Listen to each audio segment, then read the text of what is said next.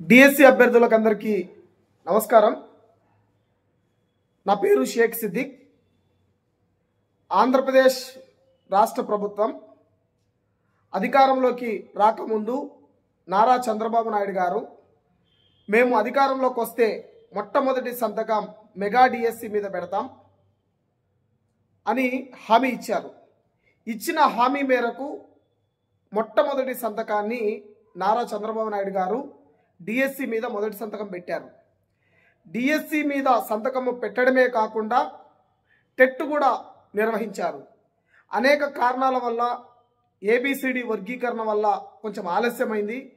అయినా ఒక 1 ఇయర్ లోపల డిఎస్సిని మెగా డిఎస్సిని 16,347 ఉద్యోగాలను భర్తీ చేయాలనేటువంటి సంకల్పంతో ఈరోజు చంద్రబాబు నాయుడు గారి బర్త్డే రోజు నోటిఫికేషన్ రావడం జరిగింది. లక్షలాది మంది నిరుద్యోగుల కళ ఈరోజు సాకారమైంది.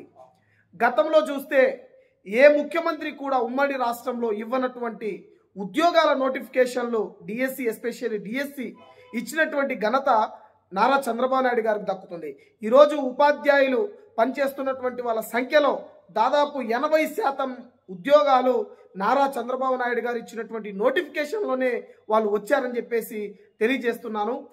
చాలామంది అభ్యర్థులు డిఎస్సి వస్తుందన్నటువంటి నమ్మకం కొంతమంది కోల్పోయారు. చాలా వరకు అభ్యర్థులు ప్రిపేర్ అయ్యారు, కొంతమంది ప్రిపేర్ కాలేకపోయారు. వాళ్ళందరూ కూడా వెనుకబడ్డారు.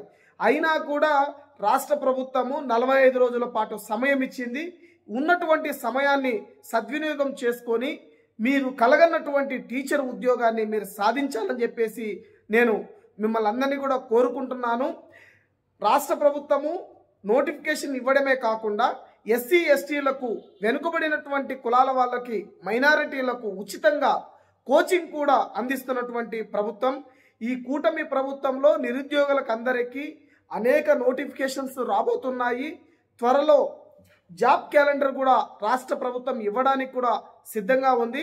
డిఎస్సి అభ్యర్థులకు అందరికీ చంద్రబాబు నాయుడు గారి పుట్టినరోజును పండగ వాతావరణంలో ఈరోజు ప్రతి ఒక్కరు కూడా జరుపుకున్నటువంటి పరిస్థితి. అందరూ సిద్ధమవ్వండి.